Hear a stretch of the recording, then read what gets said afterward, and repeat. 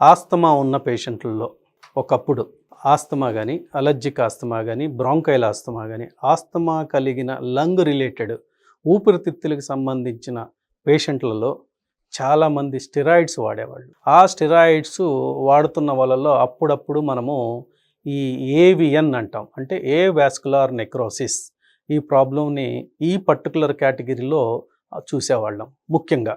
కానీ కరోనా వచ్చిన తర్వాత ఈ కరోనా వల్ల విపరీతంగా ఈ స్టెరాయిడ్స్ వాడటము, అలాగే ఈ స్టెరాయిడ్స్ వల్ల వాళ్ళకి ఈ ఏవియన్ ప్రాబ్లం ఏదైతే ఉందో, ఏ వాస్కులార్ నెక్రోసిస్ అనేది చాలామంది ఇంక్లూడింగ్ నాకు తెలిసిన డాక్టర్లు, నా ఫ్రెండ్స్, వాళ్ళు కూడా ఈ కరోనా బారిన పడ్డప్పుడు స్టెరాయిడ్స్ వాడటం వల్ల ఈ ఈ తుంటి జాయింట్ పుచ్చిపోవటం అంటాం. ఏవియన్ అంటే తుంటి జాయింట్ పుచ్చిపోవటం. సో ఇలా ఈ తుంటి జాయింట్ అంతా పుచ్చిపోయి నడవలేని పరిస్థితుల్లో ఉన్నారు. అలాగే ఆ స్టెరాయిడ్స్ వల్ల వచ్చిన సైడ్ ఎఫెక్ట్స్, అంతేకాకుండా ఇవాళ రేపు నొప్పి తగ్గకపోతే మనకున్న మోకాళ్ళ నొప్పులు కావచ్చు, లేదా కండరాల నొప్పులు కావచ్చు, జాయింట్ నొప్పులు కావచ్చు, కీళ్ళ వాతము కావచ్చు, ఇవి తగ్గకపోవటం వల్ల పెయిన్ కిల్లర్స్, యాంటీ ఇన్ఫ్లమేటరీ తగ్గకపోవటం వల్ల స్టెరాయిడ్స్ మీద ఎక్కువ ఆధారపడతారు. ఇలాంటి స్టెరాయిడ్స్ వాడటం వల్ల మనకు చాలా ముఖ్యమైన సైడ్ ఎఫెక్ట్స్ ఈ తుంటి జాయింట్ పుచ్చిపోవటం.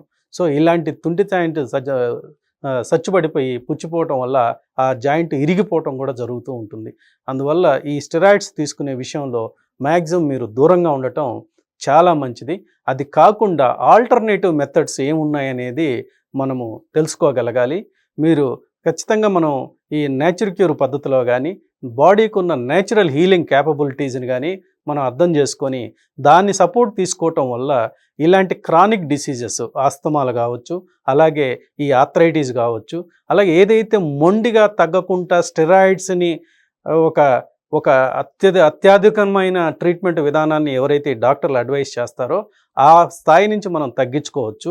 ఆ స్థాయికి వెళ్లకుండా మనం మన బాడీకి ఉన్న ఈ న్యాచురల్ కెపాసిటీని కానీ, మనము న్యాచురల్ రెసిస్టెన్స్ని కానీ మనం ఇంప్రూవ్ చేసుకోగలిగితే మన ఇమ్యూనిటీ బిల్డ్ అయ్యి ఇలాంటి ప్రాబ్లమ్స్ అన్నీ కూడా సాల్వ్ అవ్వడానికి చాలా మంచి అవకాశం ఉంటుంది. అంతే తప్ప వీలైనంత వరకు స్టెరాయిడ్ జోలికి వెళ్ళకపోవటము చాలా మంచిది.